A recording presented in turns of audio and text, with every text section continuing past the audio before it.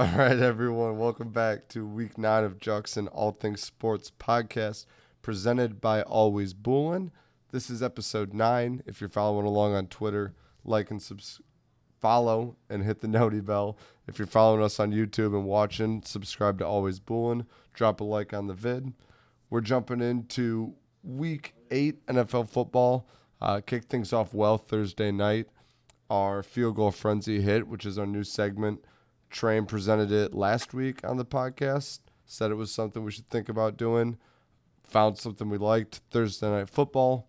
Justin Tucker, Ryan Suckup, at least 5 field goals. The over was 3.5. So good start for us on that one. We're 1-0 on the season. We'll jump into some MLB postseason. Slow start so far with a rain delay last night. NCAA football over the weekend, as well as NHL and NBA kicking off. But first things first, Thursday night, field goal frenzy, 1-0. Train, are we going to see a playoff Tom Brady this year?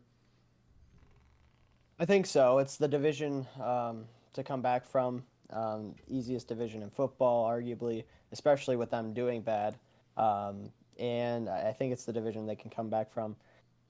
Yeah, I can still see them in the playoffs. Gnar, are the Ravens the team in the Steelers division? Are they winning it? I'd say they're the most consistent, but they're not the most talented. I think if the Bengals play at their best on a week to week basis, they're the best team.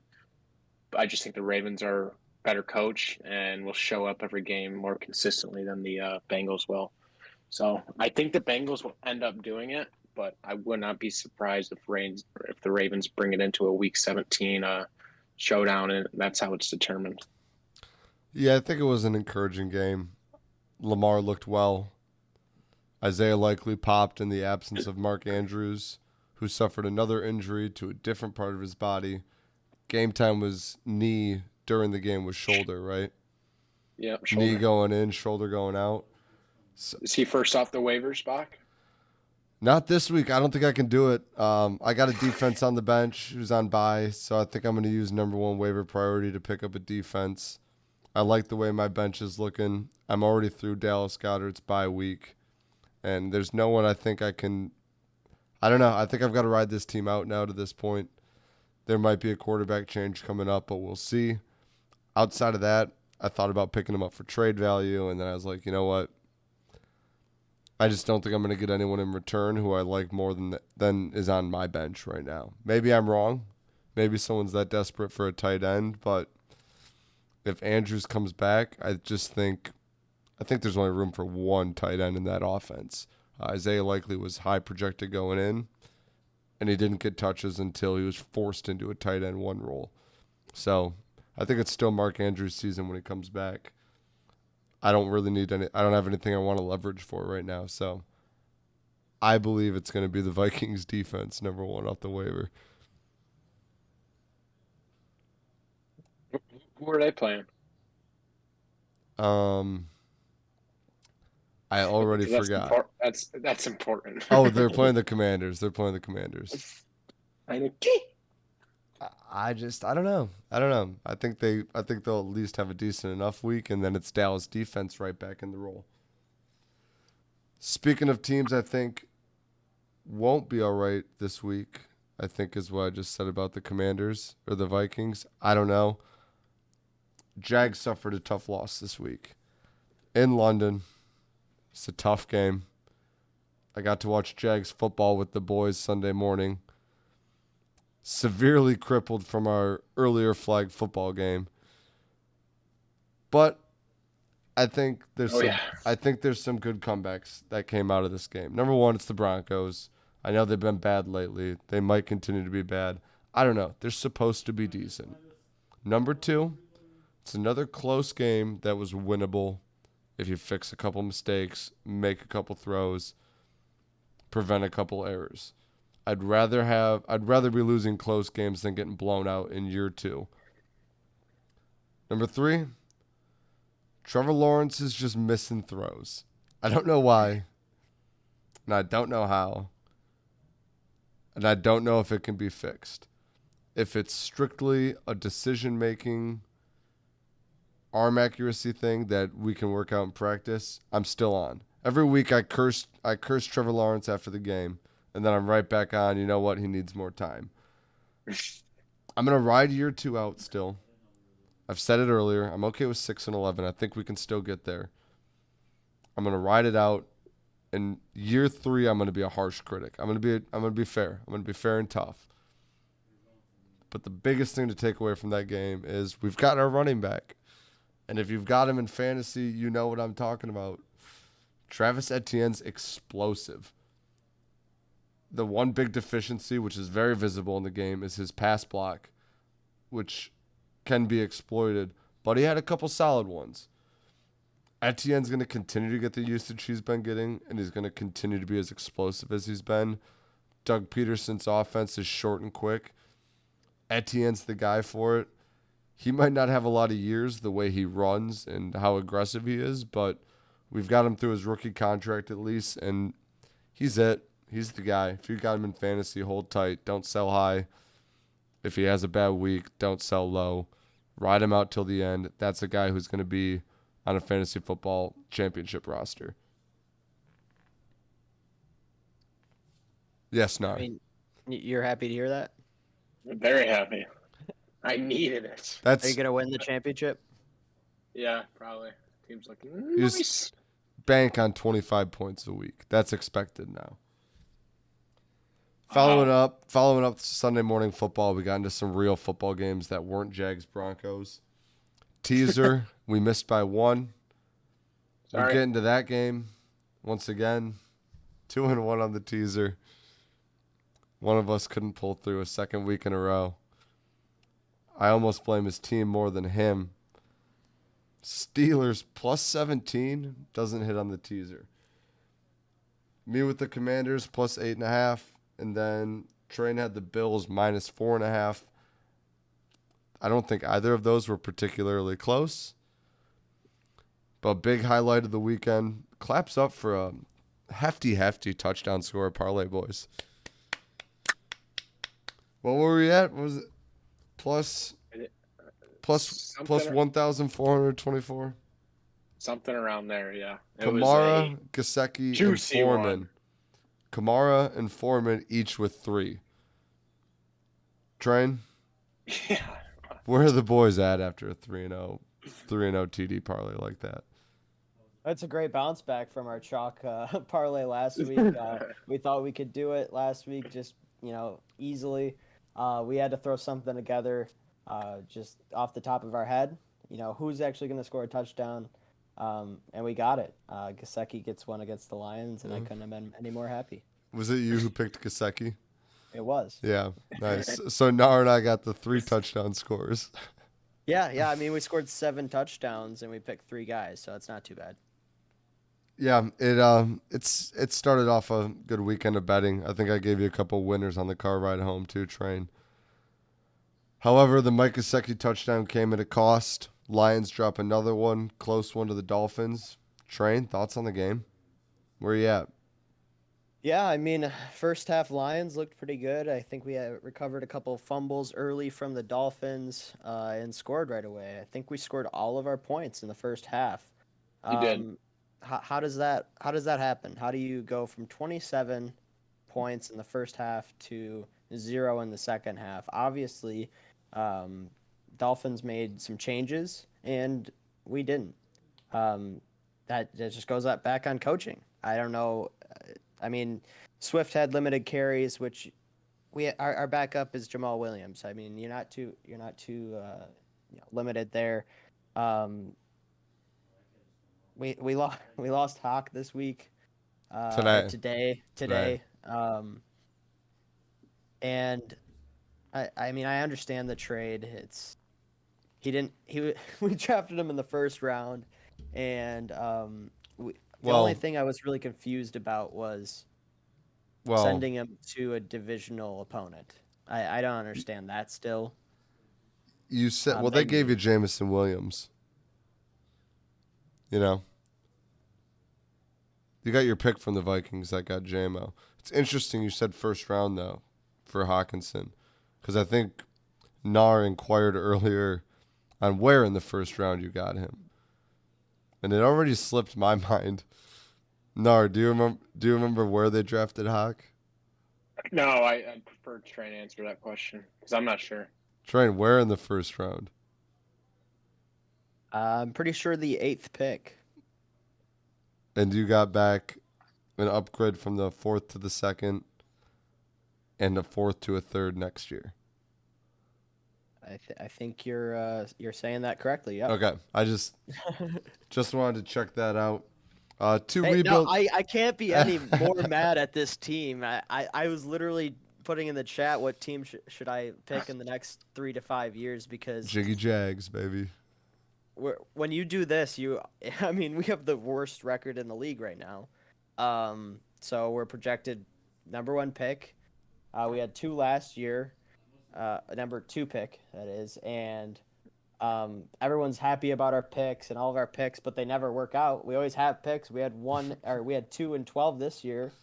Where did that Stafford get? worked out. Hey, you're preaching to the choir about having 13 picks. years ago it worked out, and how many times did we make the playoffs, Nar? Did it really work out?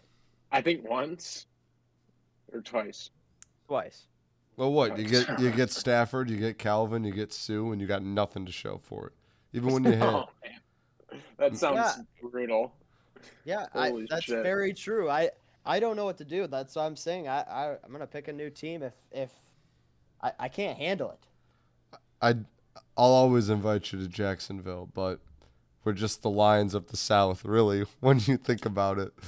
I'll probably stay with the Lions my whole life, but it's just it's gonna be really bad. It's gonna be bad for a long time. I might not even ever see a playoff win, ever. I never have. Maybe not. It was. I wasn't even born in '92. I had 6 years left, and You've already made it a quarter of your life, and you haven't seen a playoff win. yeah. That's not good. I was just robbed back in 2013, 14, whatever it was, from the Cowboys, and that's all I can ever live for. It's like, oh, the refs screwed us. Well, whatever. We were the first round of the playoffs, and I just can't handle that anymore, dude. I don't even watch the games. I see it on Red Zone, and I'm like, oh, the Lions. I care, but not at this point. To follow that up with 2 teams who seem to be rebuilding right now, the Falcons, a team I've been pretty hot on lately, edges out a close one with the Panthers, who I took in the teaser last week, and they hit heavily and easily against the Buccaneers. They look like 2 teams with at least a little bit of a decent future. Foreman looks good. Chuba Hubbard looks good when he's healthy. And the Falcons are doing something right. It might not be at quarterback, but if you're doing this with Mariota, imagine you get a guy who can sling the football in there. Gnar, what impressed you about this game? Is DJ Moore back? Who's RB1 when Chuba Hubbard's healthy? And who's the difference maker on the Falcons that they can continue to win games like this? I think Foreman's the RB1 when it comes to goal line. You need 3 or 4 yards on the ground. But throughout the drive, I think from a PPR standpoint, Chuba Hubbard seems to be the guy. Foreman didn't get too many targets out of the backfield, so I think that's very similar to a DeAndre Swift, Jamal Williams relationship that we're going to see evolve in that backfield over the next couple of weeks.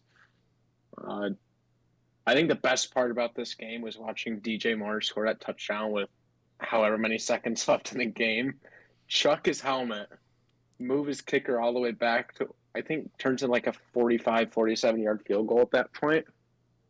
Misses, and then it goes to overtime. I thought that was objectively funny, and it made that game perfectly madness. There's absolutely nothing else you expect from a game between the Panthers and the Falcons, let alone the winners at top of their division. I think that was perfect. Yeah, I love it. My opinion on the DJ Moore touchdown is you got a guy who, on paper, statistics-wise, has been struggling the last couple of years due to poor quarterbacks. And every year, he's got his guy, it's Sam Darnold. Oh, he's got Baker Mayfield. P.J. Walker actually throws him the ball, and he's starting, and then it's, where's DJ Moore getting traded to? DJ Moore should be here. But here he is. He's still on the Panthers, and he's starting to pop. And I think he's getting excited. So you know what? You score that touchdown, step off the field, which he did. It's off the field. He wasn't in the field to play. Take that helmet off and get emotional. You're a professional kicker who wasn't just probably the best in his state at kicking field goals. Then on top of that, he was the best kicker in college. That guy should be able to hit a 45 extra point. I don't care. There's not that much pressure. I was drilling 40-yarders in flag football. I get it. It's a little different, but it's a good point. That guy got a scholarship to play football. He gets paid millions of dollars to kick field goals. Go out there and kick the extra point. You can throw off your helmet. Fuck the 15 yards. Come on. Why? And it shouldn't even fall on DJ Moore. Maybe a little bit for sure. Obviously emotional bark, but even in overtime, the kicker still missed an easier, maybe around a point after kick. No, it was like a 35-yarder at that point. Yeah, it definitely falls on the kicker. I wrote his name, Eddie. I'm just going to call him Eddie. Eddie Pinero. Eddie, you should be at. I think he likely will be. He likely will be. I think the guy got emotional, and when he gets emotional and you're the kicker, you go out there and back it up. Be like, yeah, fuck that penalty. I'll hit this shit anyways. So, you know what? Good for you, DJ. Eddie Pinero. I hope you can find a good job in insurance. Cowboys, Bears. I told Trent in the car ride home. He asked me the score. I said 24-10. I wasn't particularly close. He said Cowboys 10.5, easy. I said easy. Then I got a little confident too early. Then things swang back in the Cowboys' direction. Train, are the Cowboys fixed? Is Dak Prescott back? Is this a playoff team? Strong playoff team? They scored 49 points, and Zeke wasn't in the lineup the whole game. I think earlier in the year I said, did the Cowboys finally find their running back one that they're going to stick with the whole season? And they should stick with him. I think he just obviously they score more. I know they had maybe 1 or 2 defensive touchdowns. I don't know if it was 2, but definitely 1. I just why put in Zeke after this, right? Yeah, I agree. It's tough when, especially a guy. I mean, Tony Pollard's been highly regarded for a couple of years. It's not like he just, that he didn't just come in for a game and pop. The guy's been backing up Zeke every time Zeke goes down. I think there's something about the Cowboys organization that has a strong loyalty to guys they committed to early. I mean, you see it with Dak. You see it with Zeke. You saw it with Jason Witten, a couple of their linebackers and stuff. At a certain point, the Cowboys just have in our mindset, no matter what, that's our guy. No matter what. And that's old-fashioned football. I will say Justin Fields looked a little bit better. Probably a lot bit better than what he's been looking like. And they added Chase Claypool today for a second-round pick. So we'll bounce this over to Gnar. Justin Fields, is he a threat now? And how much is Chase Claypool going to help him continue to grow? I'm sorry, but Bryce Harper just hit a fucking dong. We don't talk about the Phillies. First inning. We don't talk about the Phillies. Oh my God, Philly's going wild, bro. We don't talk about the Phillies. Sorry, I didn't hear a word you said. Something about Claypool in Chicago. Justin Fields looked good this week. Claypool's getting moved over to Chicago. 23 pass attempts this week. 17 for 23, 2 touchdowns, no picks, and he's a threat on the ground. What is Chase Claypool going to do to help continue Justin Fields' breakout? Or is this just an outlier game from Justin Fields? No, I think Fields is looking better and better.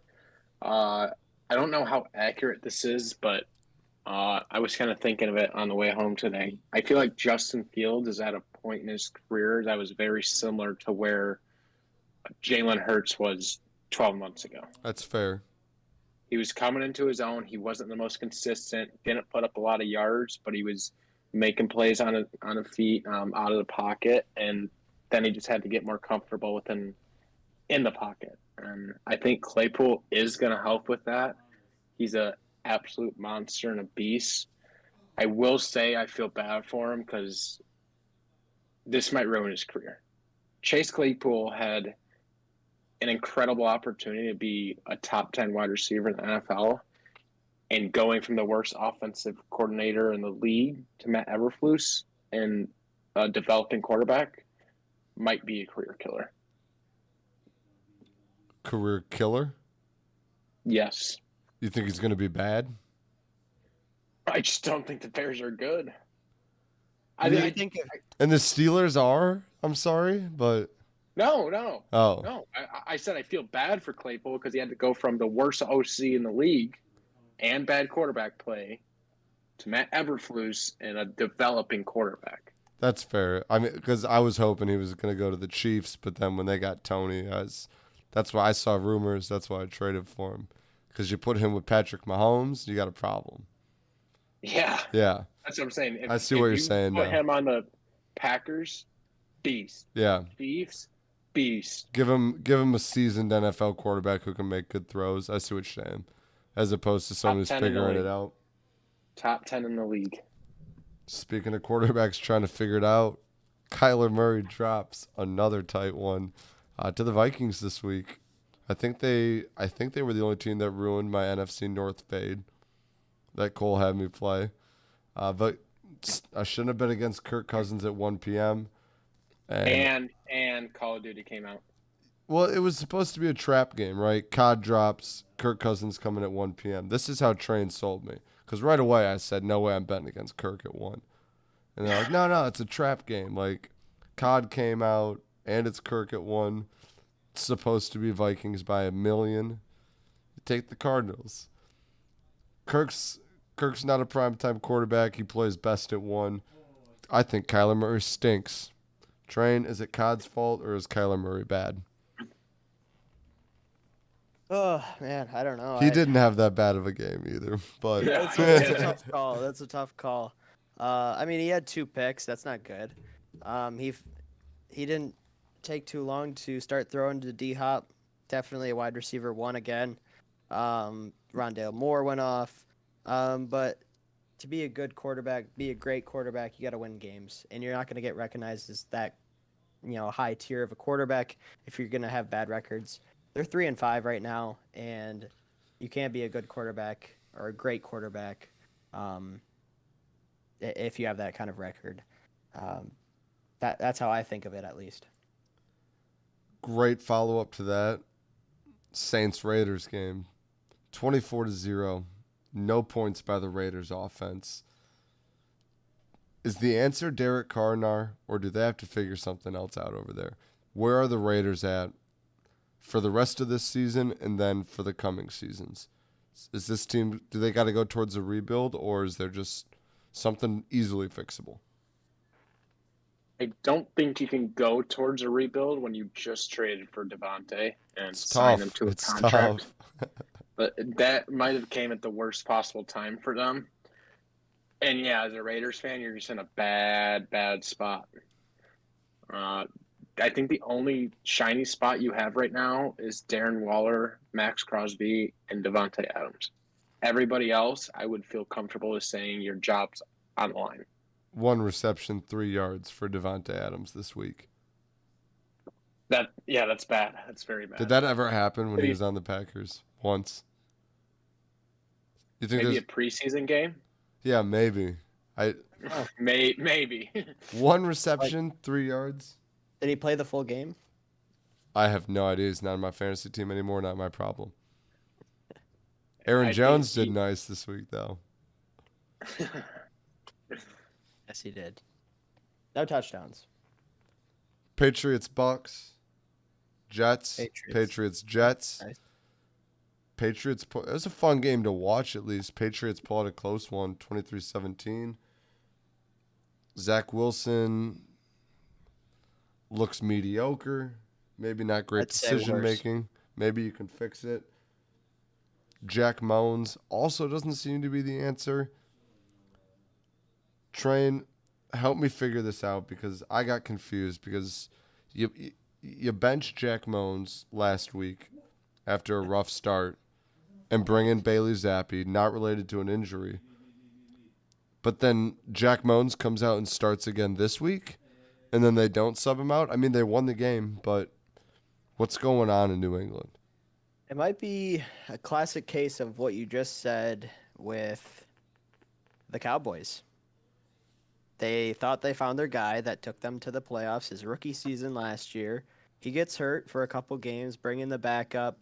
Backup goes nuts. You're like, oh, wait, this guy that took us to the playoffs last year, even though he started off really bad this season, still took us to the playoffs.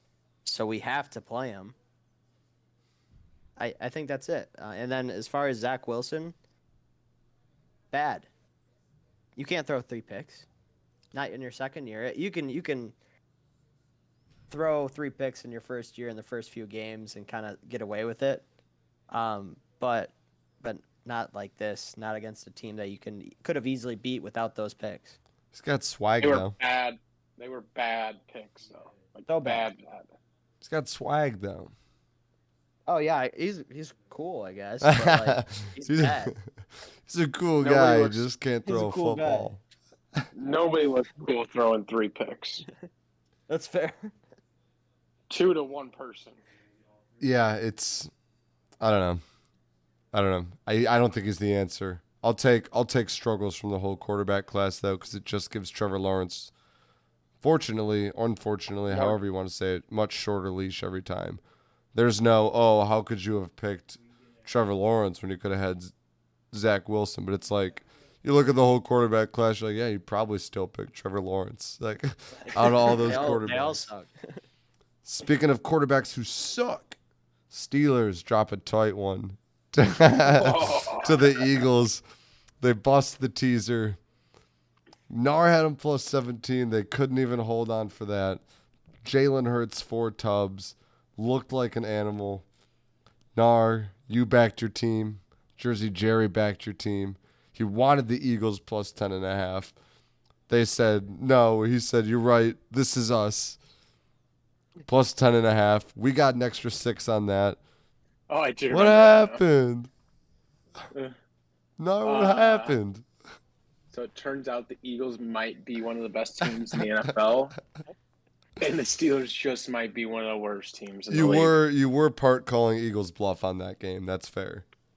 Yeah. I still don't think they played anybody good. The only team you could say they played good was Kirk Cousins, but the catch is they played on Monday night. Yep. Not only was Yep. that prime time, that was a late prime time. They destroyed him though. Like that's super mega. You're gonna get shitty Kirk Cousins. Yeah. So fuck you, Philly. Fuck everything about you. You're Yeah, not fuck good yet. Philly. You don't have my fucking respect, you dirt birds. Hear that, Philly Zach? Billy Ham. Philly, man? Yeah, from a Steelers fan perspective, saw nothing good from this game other than Claypool, who threw a kind of cool play to Derek Watt. Now he's off the team. So during the trade deadline today, I was thinking, is it possible? I know it's not, but I just think it'd be super sick to just send Matt Canada down to like fucking Miami, and all they got to give us back is like their ping pong table that they play with in the locker room.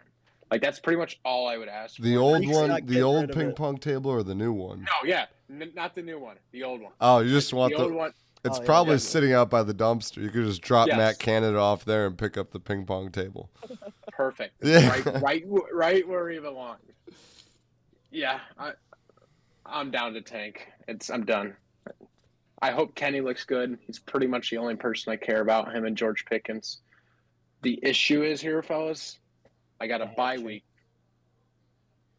Also tanking. Bach, do you want I'm not here for it. No. And if we tank, we're Here's just the- gonna pick Brian Breesy, and I'm gonna be so frustrated. So we'll figure it out. Jags are coming.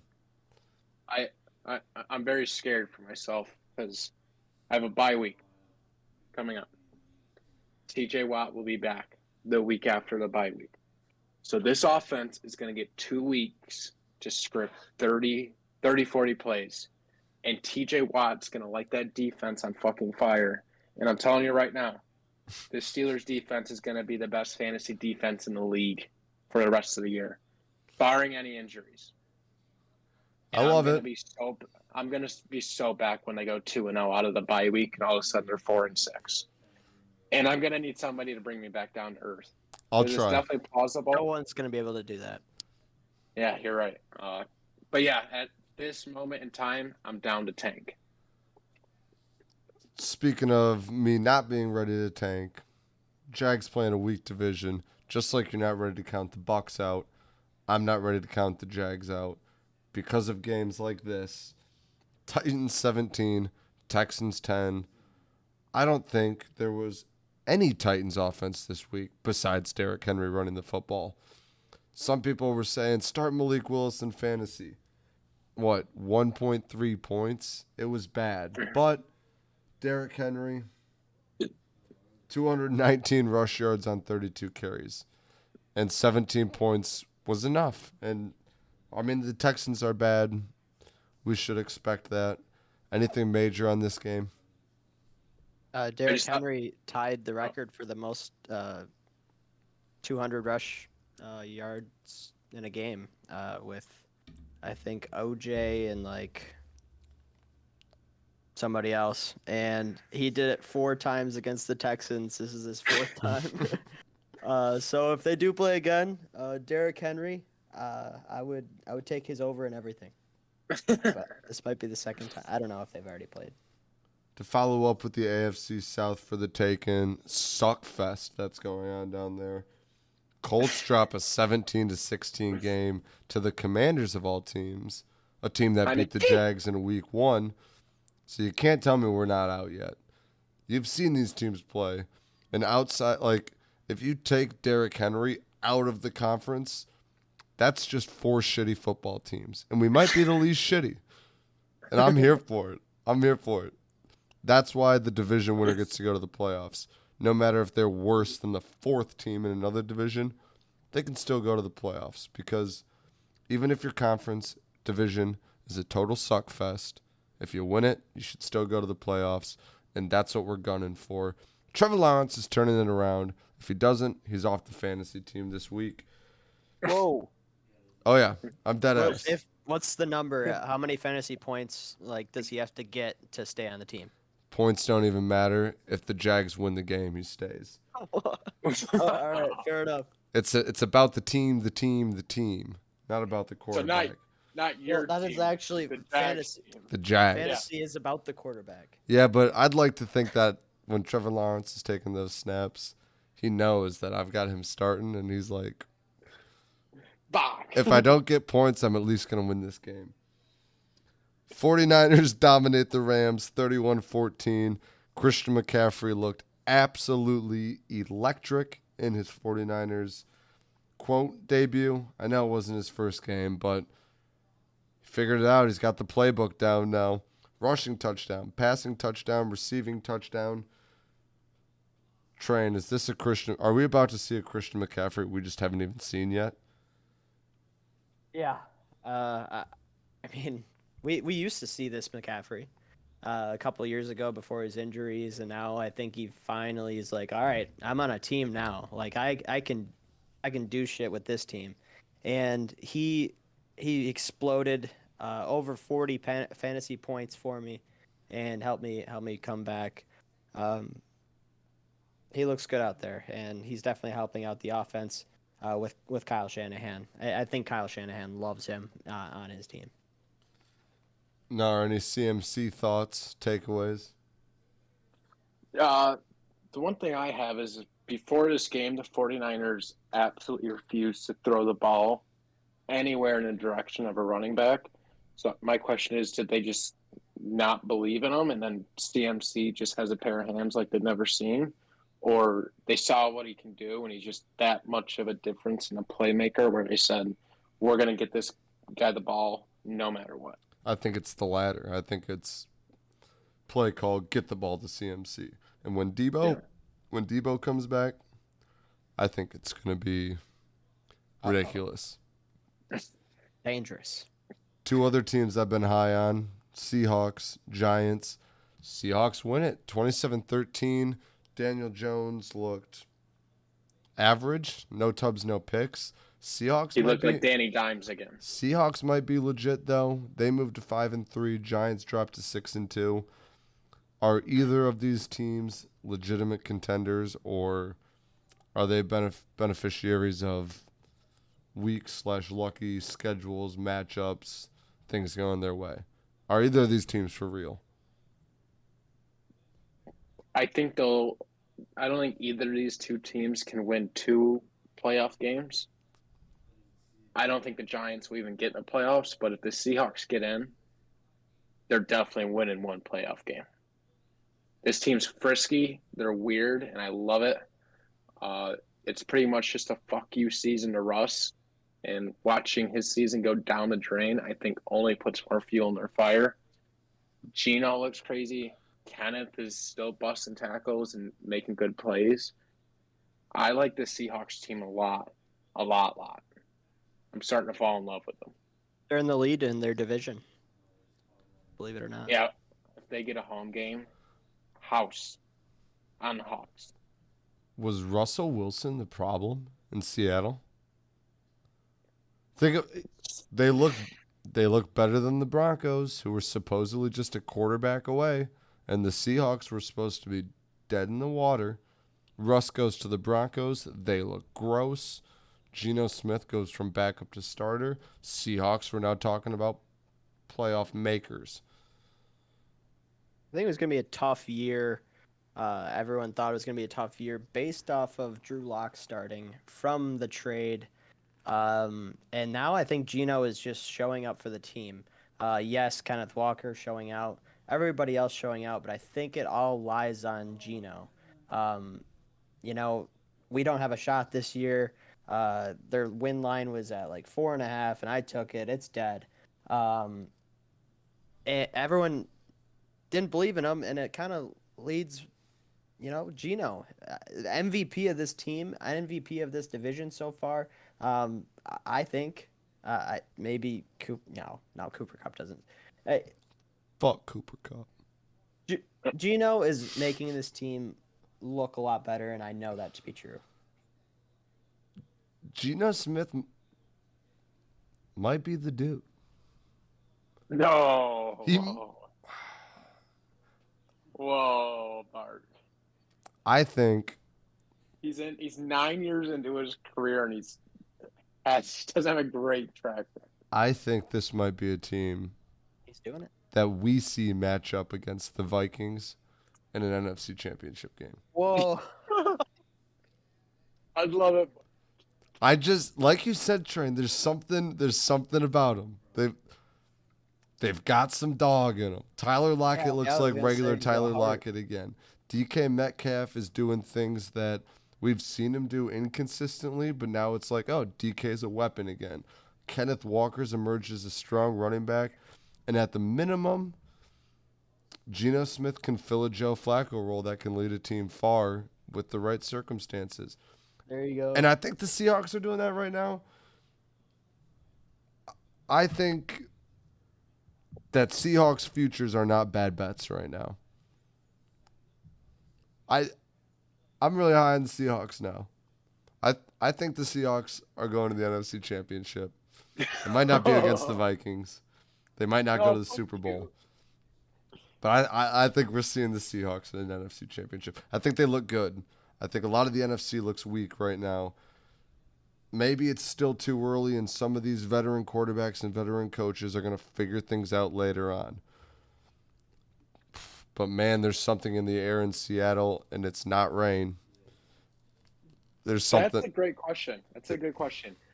You take out the Eagles, who's your Super Bowl favorite from the NFC? That's what I'm saying. It just takes one game, too. It's a crapshoot. Dallas is playing well. Yeah, Dallas is up there. Honestly, the NFC is playing a lot better this season than people predicted. Just not the teams that people predict. No, not even a little bit. Rough teams from the NFC. Packers drop a tough one to the Bills, I guess. Bills look great. They look like the juggernaut in the NFL right now. They look like the team to beat, at least out of the AFC, if not in the NFL. only reason the AFC is even not like, oh, Bills by a mile is because Chiefs breathing down their neck. But the Packers look gross. They've been gross for a long time. And they didn't do anything at the trade deadline here. And it's not like Aaron Rodgers is a quarterback who's necessarily motivated by this, especially because he got a contract. So now he's probably like, whatever, fuck it. Yeah, I'm sure a lot of that money's guaranteed. So I don't know. I don't see a sense of urgency in Green Bay. Gnar, I think your Vikings pick is looking good. How are you feeling now after seeing poor performances from the NFC North, and with the Bears making a move today, it looks like they're going to be the team that tries to push the Vikings. What's your confidence level at with them right now? From a division championship standpoint, it's very high. It's got to be. It, I'd say 70 to 80% chance that they walk away with this. It's going to take an absolute shit show for them to lose it, and on top of that, another team's going to have to start playing out of their mind and figure everything out very quickly. We're already halfway through the season, or almost there, and Vikings are 6-1. And what's the next best record? 3-5. In the There's a NFC, little NFC North. It could be 3-5. I think the Packers are 3-4. Yeah, it's 3-5 and 3-5. Packers Bears. So I don't think anybody touches the Vikings. But again, I just need to stay with the Saturday 4:30 games on Wild Card weekend, and then I'm happy. Another good team that struggled this week. That's me counting the Packers as good, maybe a little bit. Bengals drop a tough one to the Browns on Monday night. Blowout. Offense looked gross. The O-line looked yucky. Was Jamar Chase the glue that held that offense together? That defense from the Browns looked pretty good. I think they had 5 sacks, and obviously, the O line isn't too great at the Bengals, but Joe Burrow didn't look too great either, and maybe a little lost with Jamar Chase, but I don't see why. He's got T. Higgins, great wide receiver, Tyler Boyd. He found him in the end zone, threw a pick, had a fumble. Yeah, are they just really just not consistent? Like Gnar was saying, the Ravens are going to take it because the Bengals just can't show any consistency from week to week. Is this going to be a good Browns team when Deshaun Watson comes back? That's a tough question. I don't think Brissett's doing that bad, really. So you can't see much more improvement unless Deshaun Watson has. I mean, he hasn't played in how long? Yeah. It may be. I know if he comes back how he was playing for Houston, he could make them better. They're 3-5 right now, and I have a future for under 8.5. Hope it hits. Fair enough. We'll move on to college football now. Great weekend for 2 of us, rough weekend for 1 of us. Michigan finally gets a rivalry win over State after a couple rough years. Michigan State covered the spread of 23.5, but it was still good to see Michigan get a good solid win without having to give up too much of their playbook. Cole, Gnar, any thoughts on the game? Gnar, do you remember the game? So I woke up Sunday morning, and the first thing I thought of is, wow, I was a fucking dickhead last night. And then I tried remembering the game. I'm like, fuck, man, I really don't know what happened in the second half. So I had to go check my sports book. I'm like, I wonder if they even covered the spread. I didn't know. Waking up Sunday morning, sorry. You were yelling great teams cover a lot. Yeah, I was told that Sunday morning as well. Here, you want it? Here, let's see if this picks up.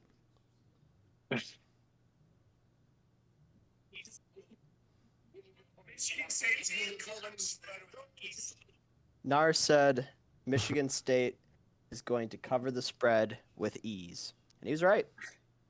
Well, So, with ease was a little bit bold, but they did. They covered it. Well, They covered I it. heard Michigan was running fucking trick plays at the end of that game. you were not That happy about They that. were just having fun. that's fucking bullshit. Regardless, though, college football playoff standings came out today. Michigan's in fifth with Clemson at 4 for the playoffs. What? Yeah, I think that's. That's kind of fucked. I think it's fucked too, because again, the Big Ten's going to be in a position where it's going to come down to either Michigan or Ohio State can go to the playoffs, not Not both. both. And I think Yeah. this is a year where they could both be deserving, because I think Clemson's fraudulent. I'm Yeah, they sure. almost lost to Syracuse. That's what I'm saying. And like Michigan hasn't had a close game yet. And they Maybe almost, Maryland. yeah, maybe Maryland. We dominated Penn State, who I mean they ended up beating Ohio State or Ohio State beat them by 13, but Michigan beat them with ease too. And then Sparty has just been a tough game for us, regardless of how good the team is every year. And we got them this year, and it wasn't close and it wasn't gross. We played smart, consistent football. I still think we can beat Ohio State. It's going to be a good game. We're going to have to do everything right. But I think we got ripped in the standings a little bit on the playoffs. I think Clemson sucks. Outside of that, World Series is going on. Go Astros, but Phillies are hot. There's a rain It's delay 4-0 last night. Phillies. Phillies are up 4-0. Bottom of 2. I'd say try and get, I don't 3 know. dongs. I don't 3 know. I don't even dongs. know what to bet on this anymore. I just say sit back and relax and maybe not even watch it unless you're an Astros or Phillies fans, because it's two really gross teams to be rooting for if you're not a fan of them. I'd still like the Astros to win because number one, fuck the Phillies. Number two, the Astros paid their price. But yeah, I mean it's been gross so far. I don't know. I try to watch it sometimes and I wind up rooting for the Astros and it makes me want to take a shower. NBA's heating up. Cade Cunningham's looking good. Bucks look unstoppable. I don't remember, was it you, Train, who said you could see them going to the final or him winning MVP or them winning it all because Giannis can't be stopped? I matched those. I matched those two up, Giannis and the Bucks. I think Gnar was watching the games last night from the Pistons and Bucks. How did that go? They were getting their shit pumped out in the third quarter. Then they made a run. They looked exciting. They were playing clean. They were looking sharp, getting out in transition. But ended up losing a tough one just by 2. But good to see that kind of fight on a really young team against arguably the best team in the league right now and the best player in the league. So there's brighter days to come. Power through. It's like a long winter we're about to go sit through. There's going to be some dark nights, but we got to know the brighter days are coming. Brighter days to come for sure. Bojan Bogdanovic, 2-year, $39 million extension. Guy who's been shooting the 3-ball good early on, seems to like it here. Could be a solid part. I'm almost in the same boat with Troy Weaver as I am with Steve Yzerman. I don't know if another GM is super close to that trust level besides Troy Weaver right now. But I still wouldn't say it's particularly close. I trust Yzerman blindly. But I assume Troy Weaver knows what he's doing here. Train, is the extension something you're excited about? Good sign?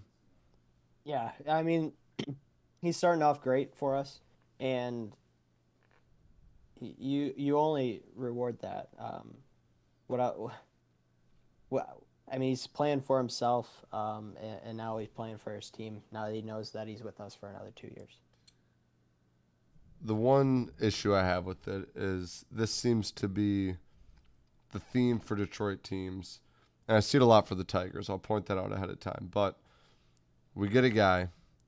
He does really good for us. We sign him to an extension when he's doing his best.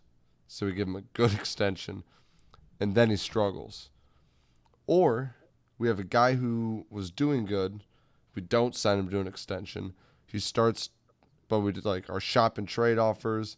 And it's not enough. And then we keep him. Then he sucks. So hopefully that trend breaks. This extension works out. But I feel like we're always paying top dollar on our extensions. Like, why didn't we extend him right away? Why do you let him go crazy for 2 games? Get it done on the trade. I get you're doing your due diligence, but I don't know. We paid him at a high point. Again, I trust Troy Weaver. I don't know the NBA salary cap too well and how that works, but maybe he thought we got young talent, and this is a guy you buy around it, and we don't have to worry about contracts for a bit. But we'll see. Jumping into bets this week. Teaser missed by 1 this week. TD parlay 3-0. We hit them all. We hit them individual. We keep the stats individual. We normally parlay them. Money in the Bank's 1-0 on the year. Field Goal Frenzy you'll catch on Twitter. Follow it. Hit the noti. You'll get alerted when we tweet it. Let's start off with the teaser, guys. I'll let you guys go first. We got Train, who's been 5-2 on his teasers. Gnar, 4-3. My teaser picks have been 7-0. You can put a little 8 in parentheses if you want. When I picked the Chiefs, hold up, let me switch it up. And then the Chiefs and my other pick hit. But we'll let... Who's got one? Who's got one? I've got a fucking lock. All right, let's hear it. Miami is currently -5 at the Bears. It's going to be 65 and sunny in Chicago on Sunday. All you need is for them to – so we're taking them down to +1. So you get a win by Miami against a Bears team that's figuring stuff out and isn't doing great at stopping offenses. Lock it in. And they just lost their 2 best defensive players. So that was my pick as well. Oh, wow. Gnar.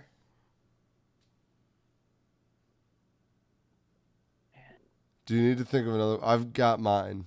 I can go while you Debating think. whether to put it Money in the Bank, dude. It might be. On a No, At -5. -5. Hey, Money in the Bank is not an individual statistic, so I know we've got it broken down, and Nara's made the 1 pick, but Money in the Bank is a squad record. So if you guys are, when someone says Money in the Bank, I'll ride with it. Yeah. I need to know how you feel about it, Bark, but there's a good chance I do it anyway. My biggest concern is, and I hate this about myself, is I'm feeling a little bad for Justin Fields, and I think Justin Fields might be turning it around. And as a Chase Claypool owner, I don't know how well he'll have the playbook down by then. I'm hoping he pops this week. Dolphins have looked electric. They only beat the Lions by 4, though. They got Chubb. And I think he'll play. Yeah. Oh, He's definitely in play. It's a lot of. All it is go get quarterback. That's the play. I don't know. I don't want to put too much thought into it because if you guys can feel it, you're feeling Think it. about it. I'll think about it, and I'll let you know before the pod's done. All right. Do you have a teaser pick outside of that? Do you need me to go? Yeah, go. But I think I'm thinking of one. Yeah, go ahead. It's gonna be the Jags, baby. We're taking them. That's our second We're one. taking them +6. The Raiders might. I don't know who's gonna stop Devontae Adams. Or Josh Jacobs. No, I'm taking it away. I don't want it.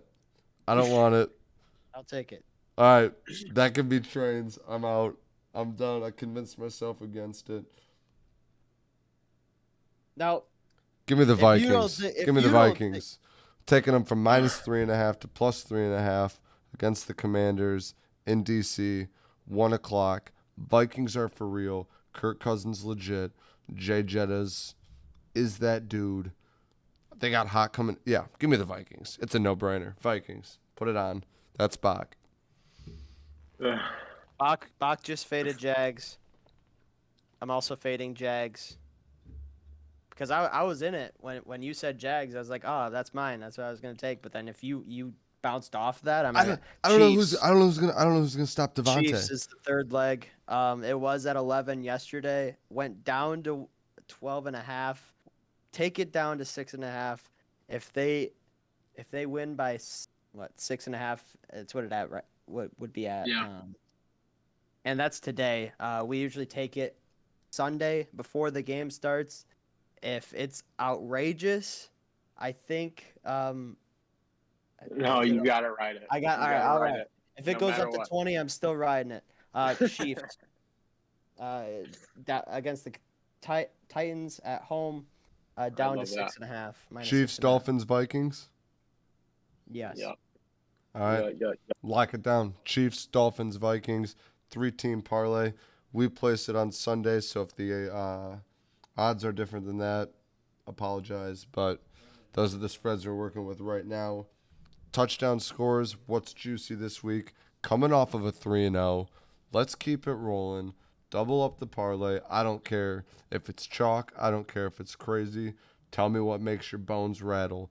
Who's going in the end zone? Come on. Give it to me, Gnar. You got something. Say it. I think Josh Allen runs one in. Wow. The quarterback or the defensive end / linebacker? Yeah, definitely the quarterback. All It right. just seems like a divisional game. He's going to be hungry going into New York. I feel like he's going to be running all over the place in the first quarter, and he's going to make a play and get in the end zone. I think it's a first quarter touchdown. I don't know if we can bet on that, but I love it. Say first touchdown. I do love that. He does always seem to run it in right away at games, like the first one. Yeah. And he's like, okay, now that we have a 40-point lead, I don't want to get injured. Train, do you have one? Mike Evans. And that's oh yeah, it's at 4 o'clock. I was gonna say I thought it was at Sunday night, but it's at 4 o'clock. I think Mike Evans got it. Think he's going against Jalen Ramsey, right? Likely. Probably. Likely. Definitely catching a touchdown. Oh, shit. I keep bouncing through these teams. I'm thinking of all these names, and it's Alvin Kamara again this week. It's Kenneth Walker's got to get in. There's no way DK doesn't catch one, but it's bouncing off the wall and it's just flinging back to the center, and it's Jay Jetta's. Lock it in. It's gonna happen. He's dry. He hasn't had one in a while. I've got the Vikings on the teaser. They're playing the Comrags. Jay Jetta's, lock it down, lock the teaser. I love the Vikings minus 3.5. Alternate spread, Vikings 2.5. Money in the bank.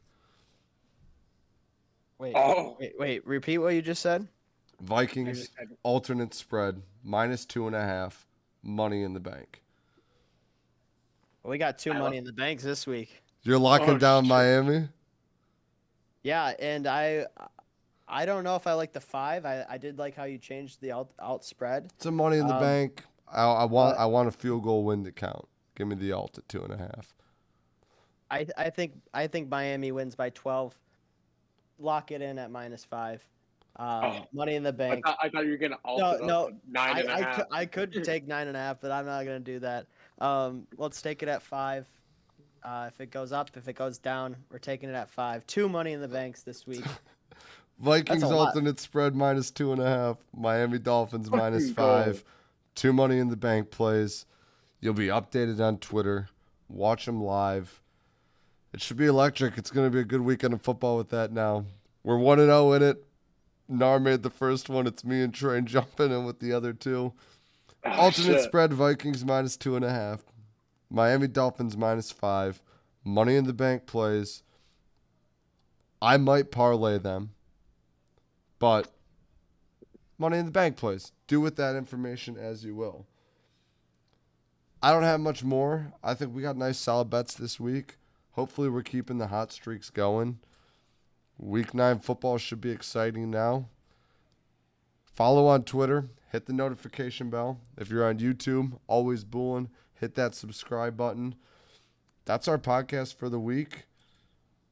Be ready for that field goal frenzy to drop. It might be for Thursday Night Football. It was last week. I don't know. Turn the noties on. Wait for it to happen. That's all I got for you guys this week. This is Jux, All Things Sports Podcast, presented by Always Bullin'. Thanks for tuning in. As always, fist it, boys.